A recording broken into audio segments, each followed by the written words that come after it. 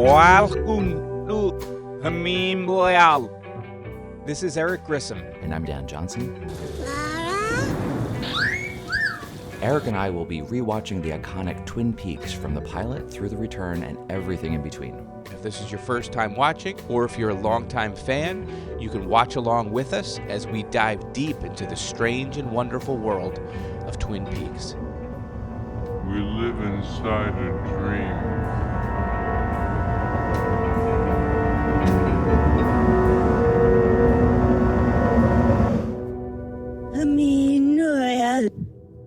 Today on Meanwhile, Dan, we are going to be listening to each other talk about a cassette tape. Diane, the Twin Peaks tapes of Agent Cooper. How exciting is this? It was like, okay, we're going to do a book. We're going to do The Secret Diary of Laura Palmer, and then we'll get back to the show. But no.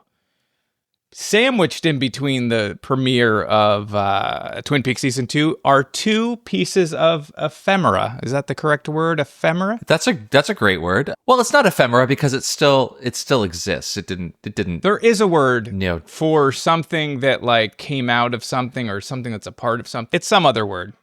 Dictionary experts out there, write in what you think the word doctors. Word is.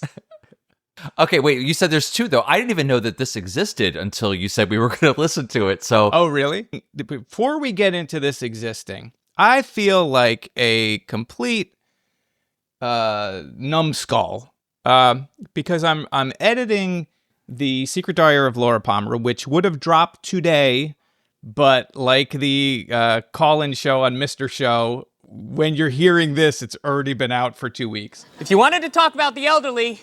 You should have called last week when our pet care show was airing, but we were taping the elderly show. Going on, and we're talking about the giant owl, and it's like the giant. I will tell you 3 things. The owls are representing, there's a Bob owl, and of course it's a giant owl. I didn't think about it. And that owl, it wasn't saying anything to her, and she felt like it wanted to say something but wasn't, and she couldn't tell if it was good or bad because the giant is neither, as far as we know right now, is just like they have their own agenda. He's trying to help Coop, but not like to help Coop, but to do whatever they want. Yeah, it all makes sense. I didn't think about it at all. I also stand by what I said in that, which you've already heard in that review about what that giant owl may have been or how she's processing it. But I was editing it, and I'm like, why didn't, and then we did the whole giant episode, which would have been last week for you. I never even mentioned it, so it's fine. No, we're not here to talk about giant owls. We're here to talk about Diane, the Twin Peaks tapes of Agent Cooper. Dan, this is an audio cassette. It came out on October 1st, 1990. It's got brilliant artwork. The cover is artist Bob Larkin. He had done a bunch of painted Marvel magazine covers. I know he did Dazzler. He did like Savage Conan or Doc Savage and Conan and a bunch of stuff. But I had bought this thing, and it was in like a cardboard box, like one of those cool cardboard boxes you get, like they would have the cassette inside, and then almost immediately the corners would break off, and then it was always flat and it never held its shape quite the same. Do you ever have something that's made of cardboard and then forget it? It just constantly, the top part will come off and those little side flaps never quite sit right. And well, that, my friend, is ephemera because that's not going to last. It'll be gone to the wind. So that part's 100% ephemera. Yeah, and I no longer have mine, just as I no longer have my original diary, although I have a diary that I got, 10 years ago or whatever. I do not have my original tape, which is a bummer too, because I must have lent it to someone, and they go for hundreds of dollars. Like same thing with like the original diary. I know you have the hardcover version of the diary. That also goes for a lot of money. But the tapes, if you try to find an original tape, you can buy it on Audible, which is where I own my copy of it. Yeah. And you can also, you can find it if you look around. But the original tape, it was something. If you had the original tape, not that it's a collector's item and you'd want to like keep it for that reason. Would you have anything to play it on? Mm-hmm. I don't think I have anything. I have a tape. I have a cassette tape. I have usually one of everything somewhere in my house, but it's in the attic. But yes, in case of emergency. But anyway, that's great. Eric, you said there were 2 pieces of ephemera that came out between The Giant and the second episode, or did you mean between season 1 and season 2? No, between the Giant episodes. So the diary comes out, Yep. then season 2 premieres, then this tape comes out. So the Giant is the meat in the sandwich Of the ephemera. Of the two. Fantastic. All right, cool. Diane, the Twin Peaks tapes of Agent Cooper, features a number of the actual things that you heard Agent Cooper say. But there's mostly new stuff, which was written by Scott Frost, Mark Frost's brother. So I love the family feel and the close-knit community kind of thing of like, David Lynch's daughter is writing the diary, and Mark Frost's brother is writing writing these Cooper entries. He will go on. He's the writer of the autobiography of Dale Cooper, which we'll cover later. Yep. Sometime in the set part 2 of our season 2 thing. He also writes 2 episodes in season 2, so you're going to see him behind Drive with a Dead Girl and Double Play that we'll get to later. He's written for shows like Babylon 5, Andromeda, Life Goes On, and also at least one episode, I think only one episode of the short-lived On the Air show that Lynch and Frost did. Oh, I'm not even familiar with the On the Air show. Well, you didn't listen to our pilot episode. Well, no, I mean, Dan, you talked about, I remember you saying that there was another show, but I've not looked up anything about it. I don't know who was in it. I don't know anything about it. Yeah, I think if we can find it, I'd love to do it. It came out, I think they were working on it during season 2, like while season 2 was being made. And it came out, I think it's like 5 or 6 episodes, but was canceled after 3. Oh boy. So they never aired all of them. Did they ever do like a release of them? It's very hard to find. I bet there was no money in trying to do a box set release of a show that didn't go anywhere. Yeah, the rights on that if I ever talk to Mark Frost, I would like to know what the deal is with the rights on that.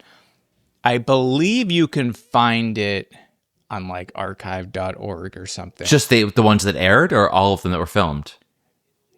At least the ones that aired, but I would be interested in looking to see if I could find, because they did apparently make them. It's just they just did not air them. I mean, that's after. Ratings weren't good. It was after season 2. There was a whole bunch of negativity going on. I feel like unfairly. I remember. I don't want to talk too much about that. We'll get to that show if we get to that show. I don't want to sit here and go over that. It was nominated for a Grammy for Best Spoken Word Performance from Kyle MacLachlan. So Grammy-nominated Diane, the Twin Peaks tapes of Agent Cooper. Twin Peaks is really on like a high. You've got, David Lynch's Wild at Heart winning at Cannes, the Palme d'Or. Yep. Palme d'Or. Am I saying that right? And then you've got, all the hype that's going into season 2. And then you have this being nominated for a Grammy. So things are looking real good right now. And everything's coming up Twin Peaks at this time. This gets nominated for a Grammy, but Sheryl Lee in 2017 for the Secret Diary of Laura Palmer audiobook isn't. My as far goodness. as I know, it's not. And maybe there's rules about audiobooks later because this would have been sold in store. Like, I don't know maybe there's some Grammy rule that, it wasn't eligible. I don't know in any case, but it's such a brilliant performance that Incredible. she did in that audiobook. Like, how is that also? I will say, like, this, and we'll talk about like our impressions of the overall thing and everything. I think Kyle MacLachlan's acting, it's as though he's right there on the screen, right in front of you the entire time. I can see why this was nominated. I wonder what else it was up against at the time. Like, it was a very different time, 1990, whatever other things were there. Yeah, it was Best Spoken Word Performance, too. So, yeah, like, what were the other... Some, like, beat poetry, maybe. Some, I don't know what else is going on. Spoken word rap battles. Anyway, Eric, like I said, I didn't know anything about this. So when you showed me that we were going to be listening to this, and I finally got my hands on it, how fun this is that they could just do a little less than 45 minutes. I mean, because you got the opening song, you have an outro, so like maybe 40 minutes of content that they just put out there, and it's a lot of fun. There are the pieces, like you said, that are directly from the show. Then there's other pieces that come between those moments. And I love that being like, oh, this must be right after such and such happened. And I just really like the filling in the blanks from Cooper's perspective, even before we first meet Cooper in the pilot, all the way through what we've reviewed to this point as well. So just really a fun, quick little side adventure with Cooper. It was a lot of fun. Yeah. It's such a stark contrast to The Secret Diary. In what way? This feels like what a TV show additional material would normally feel like. It's very safe. Like it's got parts of the show you're going to learn a little bit extra, but it's not like as daring and as like and I think maybe because, you know, she's 22 at the time, so there's a certain like ballsiness I think that goes into creating art at that point. This feels much more like completely safe. It's not going to ruffle any feathers or anything. Like, you're going to enjoy it, have fun. It's like a light, neat snack, like a little sprinkling of some Cooper wisdom and stuff, and it's interesting. Whereas you read The Secret Diary of Laura Palmer and you need some time alone. You need to process stuff. Just have a good cry someplace in the dark. I agree. Yeah, but they're such polar opposites in terms of tone and absolutely. I mean, it does make sense, though. You know, we're learning so much about Laura and everything that led up to her death and all the tragedy that surrounded her. And Cooper is not; he's just the other side of that coin. Not that he doesn't have his dark moments, but he is just a very different character in that way. And one of the things that also struck me too is like, while we do have some of the audio again that was already aired in the show, thinking about putting myself at this time in 1990, maybe I missed it or wouldn't have seen it, or, you know, the rerun hadn't happened. Like, this is the only chance to get to relive parts of these things from the show. You had mentioned when we talked about the giant, how much you loved Cooper's monologue when he's laying there bleeding out and he thinks he's going to die and all the things he wished he had done. For you could just go back and listen to this piece of perfect audio coming from that whenever you wanted to. It's just a different world than we have now, where everything's on demand, everything's streaming. You could find it online if you needed to. It's just like, this was it. This was at this moment, the best way to get to relive those little pieces, plus all the other things we get to have here. Absolutely. And it does like a really good job of reminding you what all the evidence is. And like, to your point, like I don't remember when the video cassettes of the first season had come out. I feel like it was after this. But yeah, like, you can relive the joy of the show as many times as you want. And for me, the little bit of the theme song that was on the beginning of this was like the only way even that I was true. Really listening to that whenever I wanted. And there is some talking in the beginning of this on the Audible. I remember having a little bit more of Falling, the theme song of the Angelo Badalamenti theme song from Twin Peaks. Maybe it's just misremembering history because I no longer have that cassette. But yeah, that was like so much better than when I was taking a tape recorder and trying to record what was coming out of the TV speaker. I have done that too, of course. Yeah, this is perfect. You know, but there's something about that, and movie soundtracks are the same way. Like, if you're really into and you just want to put yourself back into that mode, and it was perfect for that.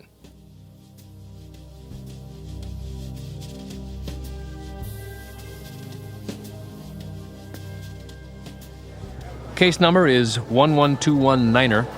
You'll have a copy of the file on your desk by the time you receive this. Victim, 17-year-old white female, dead, bound, and wrapped in plastic. Cause of death, unknown. Says here she was the homecoming queen. All right, so let's, like we did with The Secret Diary of Laura Palmer, let's just talk about some moments from this cassette. Dan, for you, what's a standout moment on the Diane, the Twin Peaks tapes of Agent Cooper? There are so many of these. I mean, just starting with the fact that we get to see Cooper before we meet him in the show. So he's coming from another case. He seemingly kind of got put onto this case at the last minute. He didn't expect it. So his preparation, he's leaving from Seattle. The detail that he bought a fifth suit. So now he has a fifth black suit. So he has one for every day of the week. Assuming he doesn't have to work on weekends.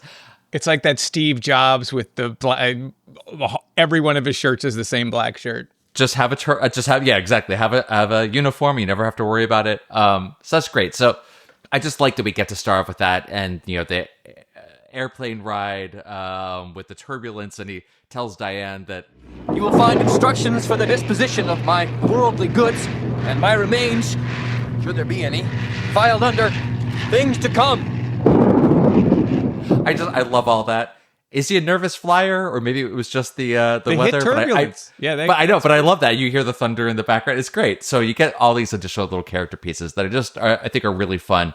Before we get into the Cooper that we know, and we get that full monologue of him driving in after having stopped the lamplighter and all of that. So just that intro is the thing I wanted to point to. It's fun to get these extra moments. Even him making the big mwah, mwah, kissing sounds of the asphalt is great, and he has that little joke of like, no, everything's fine. I'm just glad to be alive. It's fantastic stuff. So yeah, there's it's some silly, like, it's comedy, light, it's great. More overt comedy moments like that. Like later on, he gets attacked by geese, or he's trying to spy on the geese, and then they're going off in the kissing thing. Well, you mentioned like where he's coming from. He's like giving a presentation on fibers, which is just like, of course he is, and the amount of detail that he gives Diane.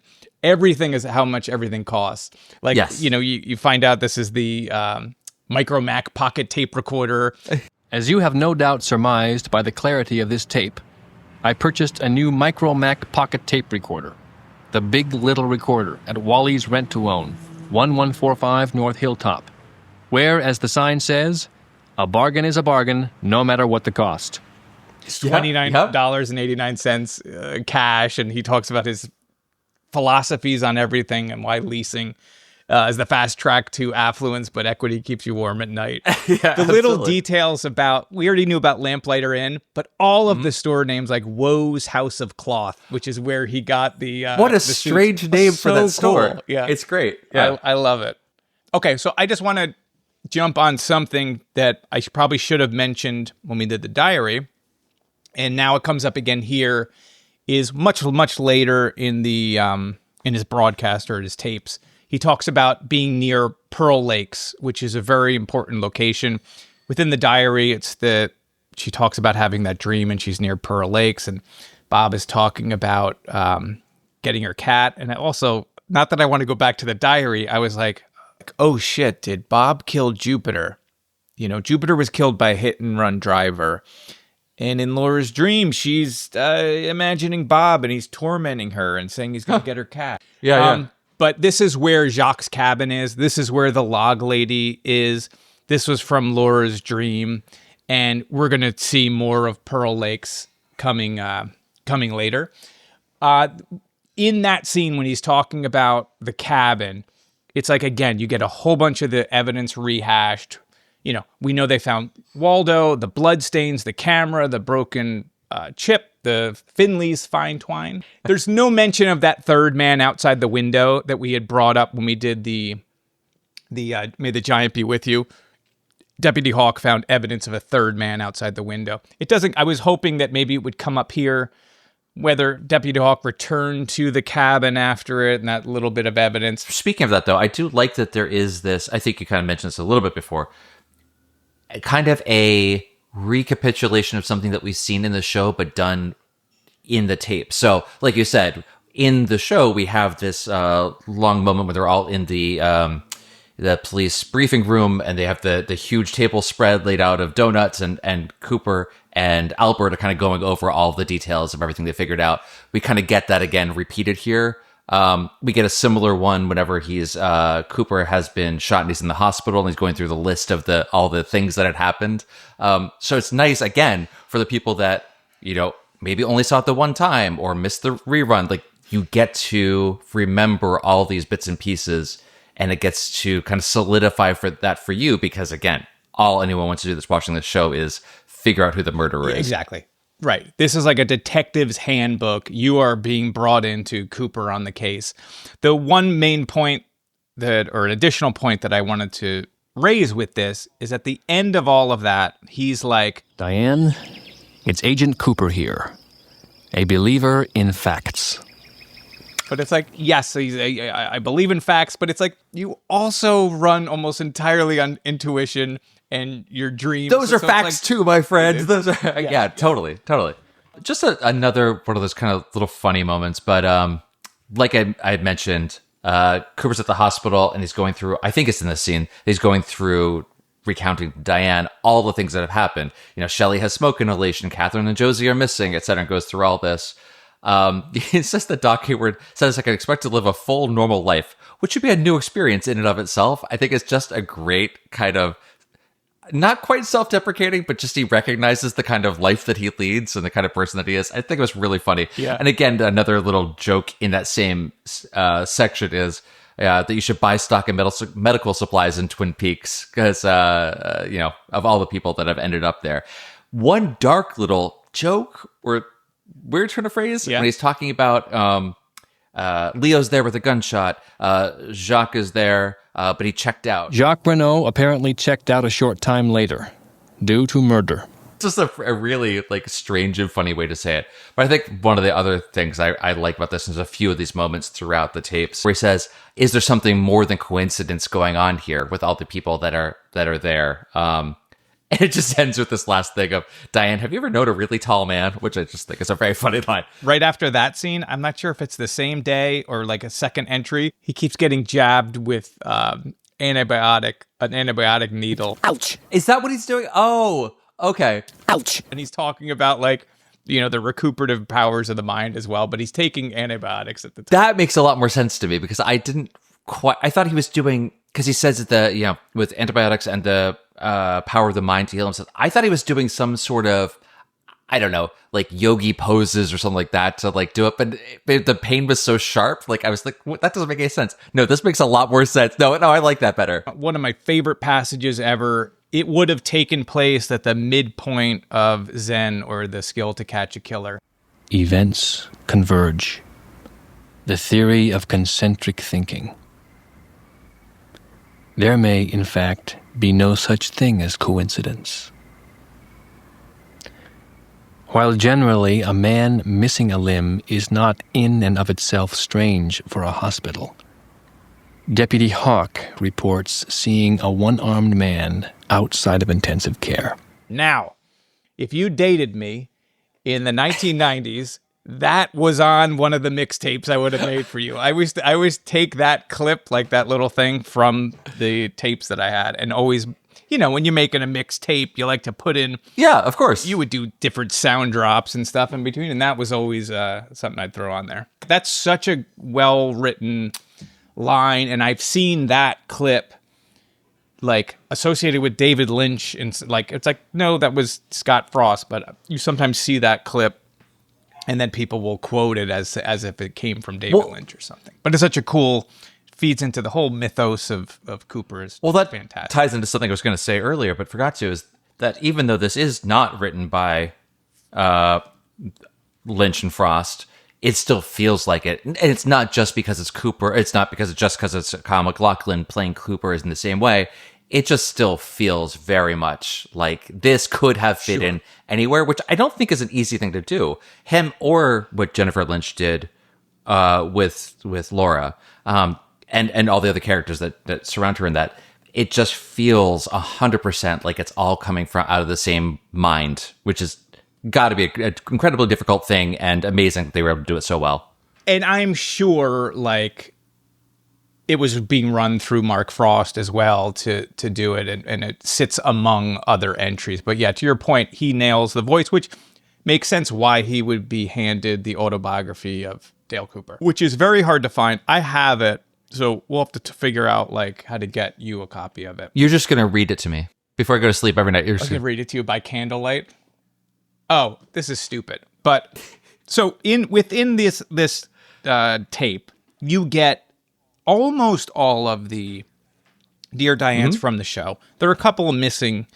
I can't tell you what they are. I wrote down all the ones as they happen, but I have seen it mentioned that ones are missing. So, but they're so exactly the way the show is. So, for instance, he's talking. He's got Cooper has got Laura's diary. He's got it open. We all remember that. And then he says, Diane, I'm holding in my hand a small box of chocolate bunnies. click. It just cuts. It just cuts off, and it happens several times like that, where it's just like, okay, it's just fine. That's like where the scene ends, and that's where his thing is going to end. No other details. Diane, 7 p.m. The Double R Diner. This must be where pies go when they die. He likes this expression so much that he uses it again when he's with his friends later on in Rest in Pain. This must be where pies go when they die. Okay, Harry. Would you please tell me why you really called me in here? I just like the idea that he says it to himself, and he's like, "Man, that's a good line. I'm gonna reuse that later." Yeah, that was so funny that he said that at that time, and I was like, wait, that wasn't a tape in the show, so he literally had to do it that twice. It's great. There's so many just little things throughout. There's the piece about. He does say to Diane at one point, never drink coffee that's been anywhere near a fish. So like right after having visited Josie, with Harry, visited Josie and Pete at the Martell's house. But he says something else in this part that I thought was great. There appear to be random events unrelated at this time, so naturally they are watching. But I think at that point, was he talking about Josie. Andrew's death? Yeah. But that is like the first instance where he's slightly suspicious of Josie, and then later on, then he's very suspicious of Josie, and he opens up an investigation into her. He even says that Harry is not just in love with Josie. He's fixated with mill owner Josie Packard.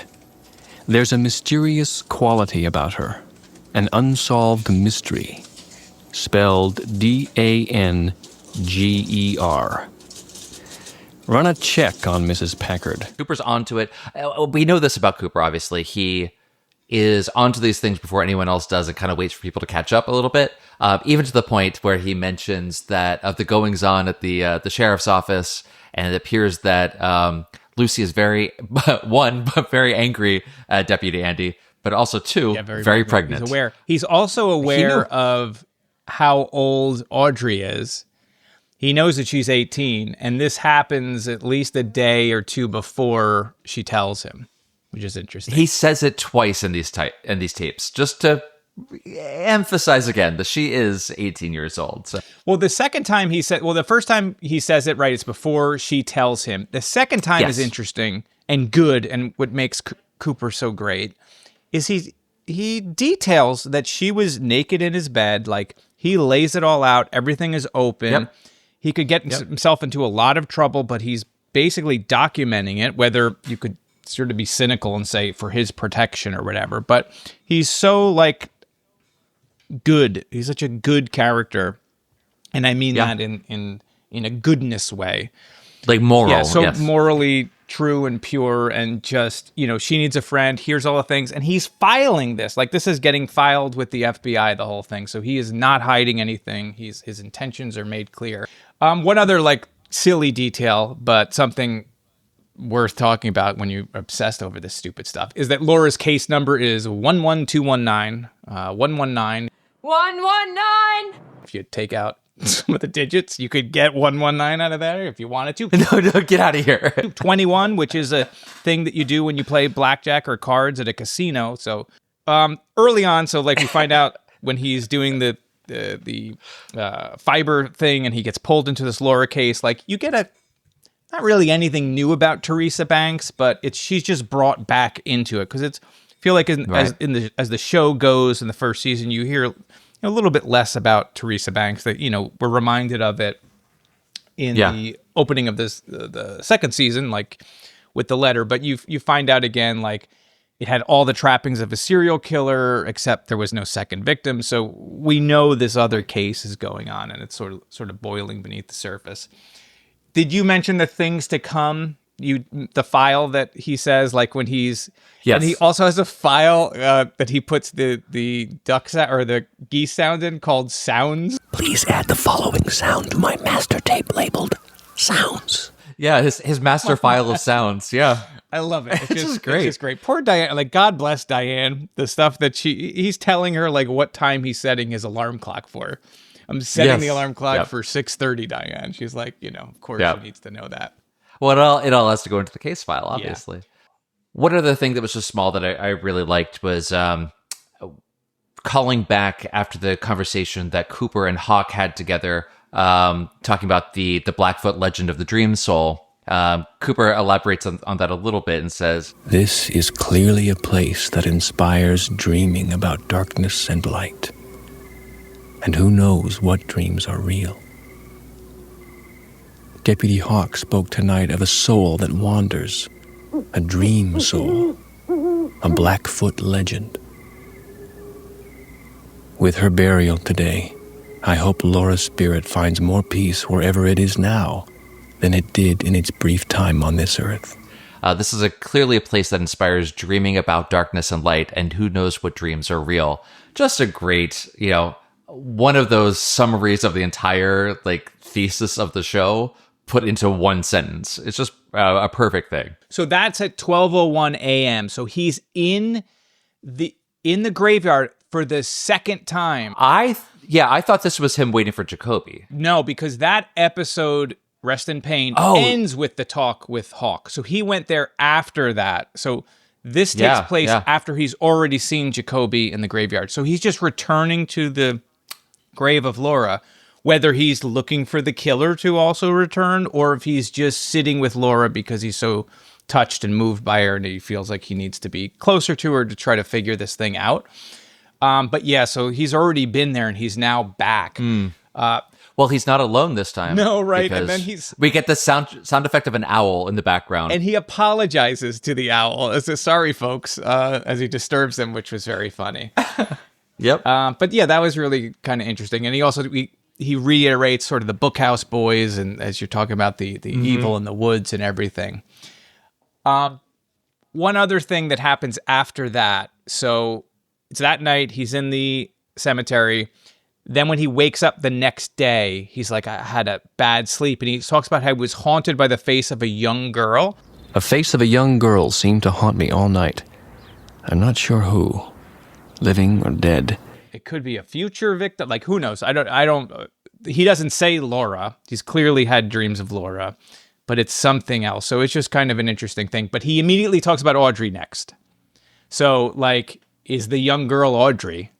And he's not sure. Who knows? So it's just interesting that his mind goes immediately to Audrey.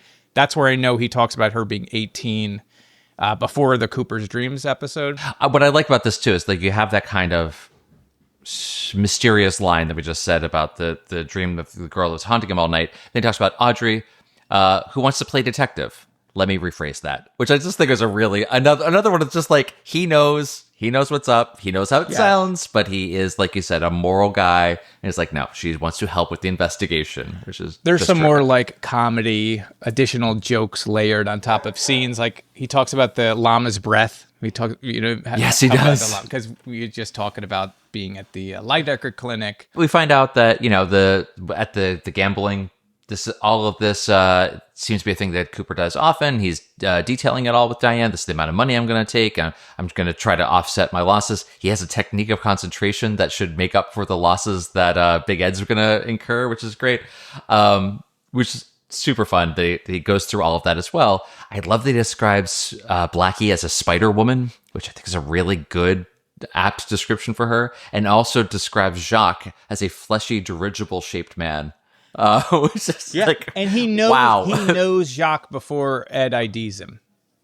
Yes, that's right. He intuited that must be him as well because he put on some extra tonnage again with that. He sure did, and that all the profits that he expects to make are going to go to a worthy charity. Yes, so that's really good. Nice, Coop. He's a perfect man. Perfect man. We also get to hear the Waldo tape in full. In the show, you hear it in sections, right? You hear him going off with it. This is a way you can get the entire thing at once. Here's one other thing that's a little ballsy, I think, on Cooper's. He is undercover as an oral surgeon at One-Eyed Jack's with Big Ed, Fred, and Barney. And he does a full Diane drop in One-Eyed Jack's. Diane, 9 p.m. A dark, smoke-filled corner of One-Eyed Jack's. He's hold on, guys. Okay. Well, We do see him. Well, no, I guess he's. You just talking mentioned that to, scene too. That's the prophet return scene. Yeah, no, that's right. He's because he's talking to Hawk in the van through a microphone that's like taped up his sleeve. Here he's doing the full But he's Diane drop.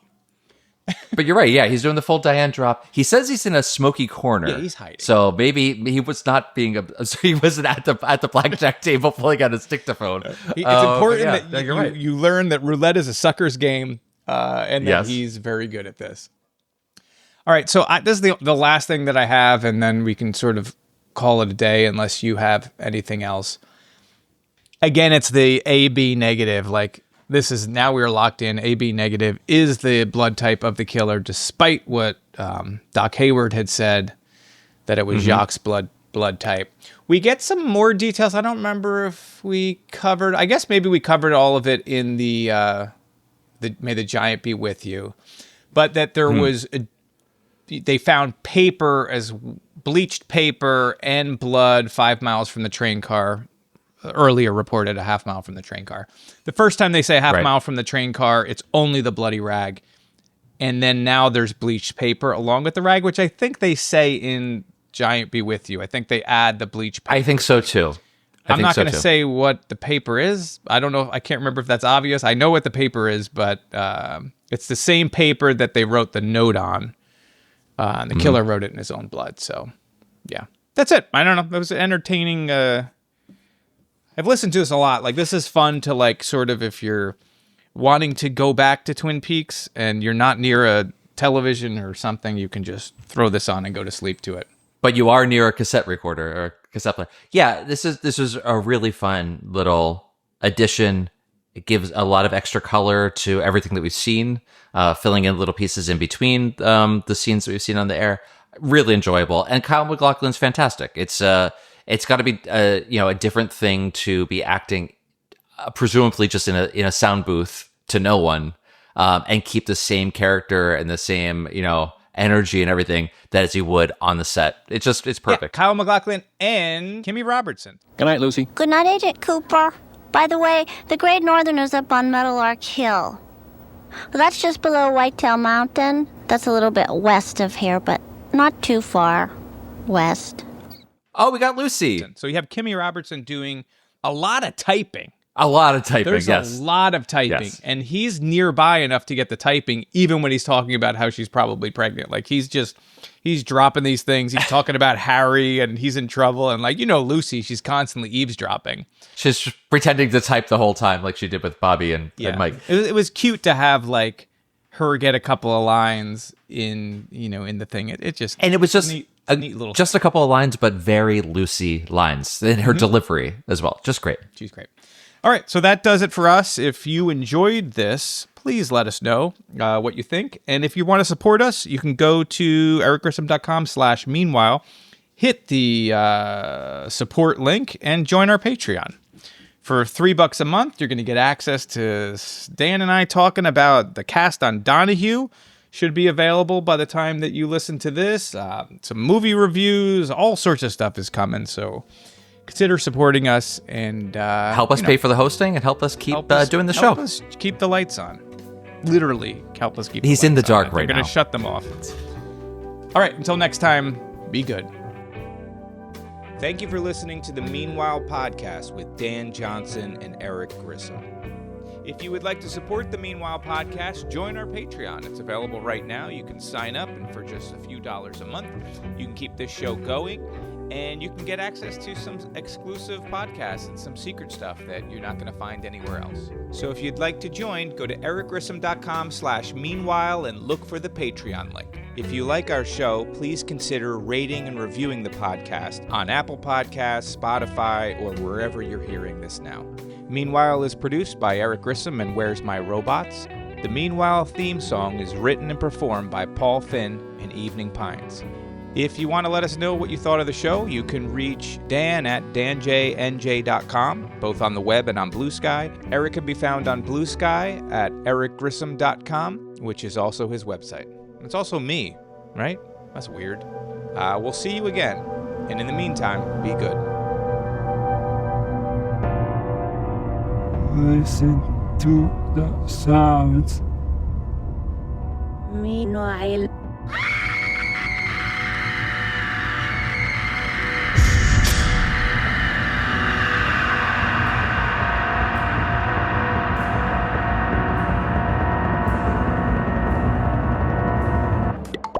Where's my robots, you know?